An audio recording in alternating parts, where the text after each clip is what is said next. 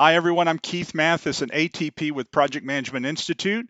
Welcome to 7 Minutes to PMP Mastery. Today, we're going to be talking about PMP exam content roadmap, and we're going to talk a little bit about the salary of a PMP. So earning potential, let's start off with this. If you've looked at any of the surveys that PMI does, every year they do a pay survey across their association. And what they're looking for is to see what kind of pay schedule you make as a PMP, as well as other certifications as well.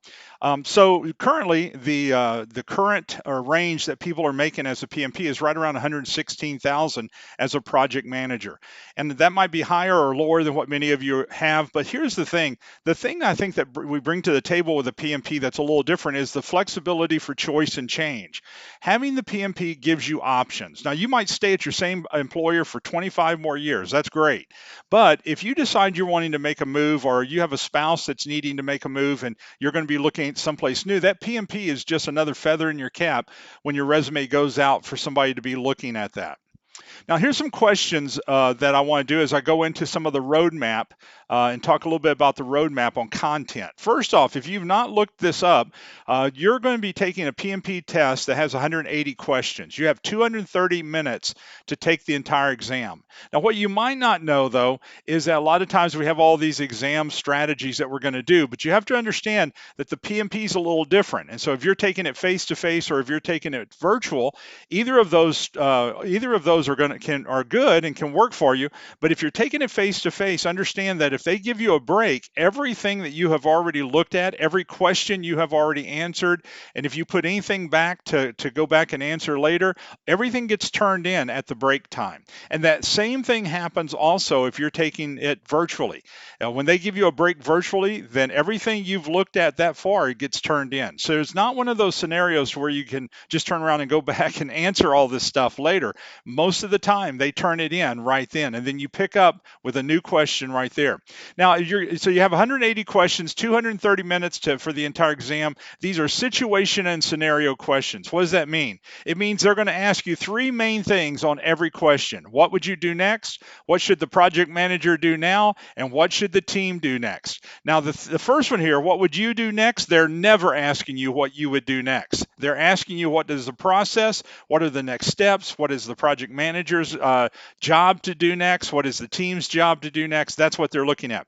And so as we talk about these questions, you have to come at it with a different mindset, because you can't skip questions and then return real easily on these tests.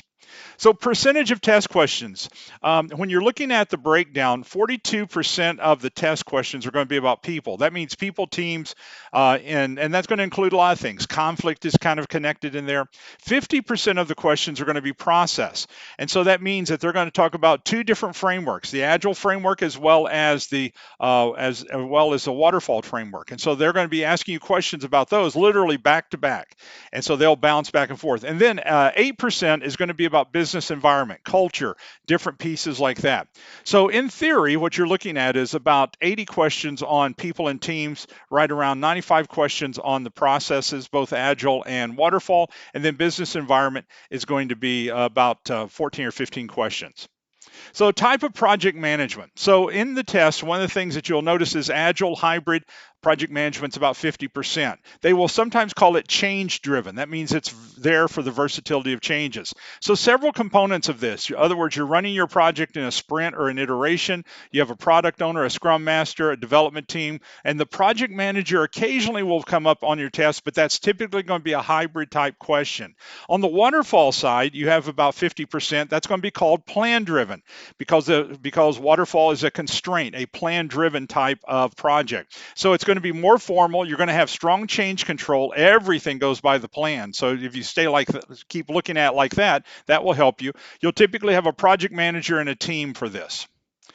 Now, the PMP does not include definition questions. Even though you need to know what the definitions are, the PMI way of doing it, they do not ask you typically a definition question.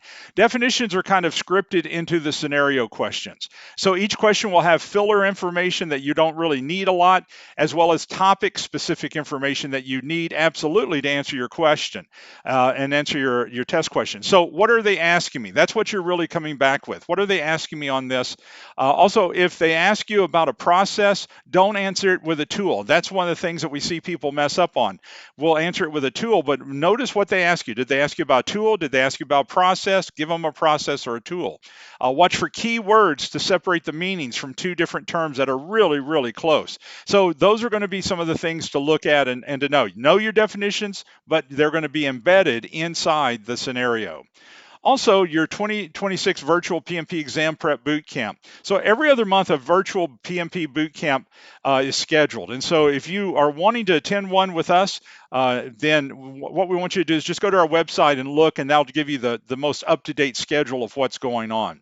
And so if you want to contact us or contact me, please contact us by the 800 number, or you can email me at keith@themathisgroup.com, or you can contact get on our website and look at all our dates. So it's www.themathisgroup.com. So make sure you put the in there, THE, so that you get to the right location, okay? So anyway, I hope this has been beneficial for you as we talk a little bit about the compensation, but also we talk about the exam content roadmap. So looking forward to seeing you in one of our boot camps in the future, okay? So God bless you. Have a great week. Bye now.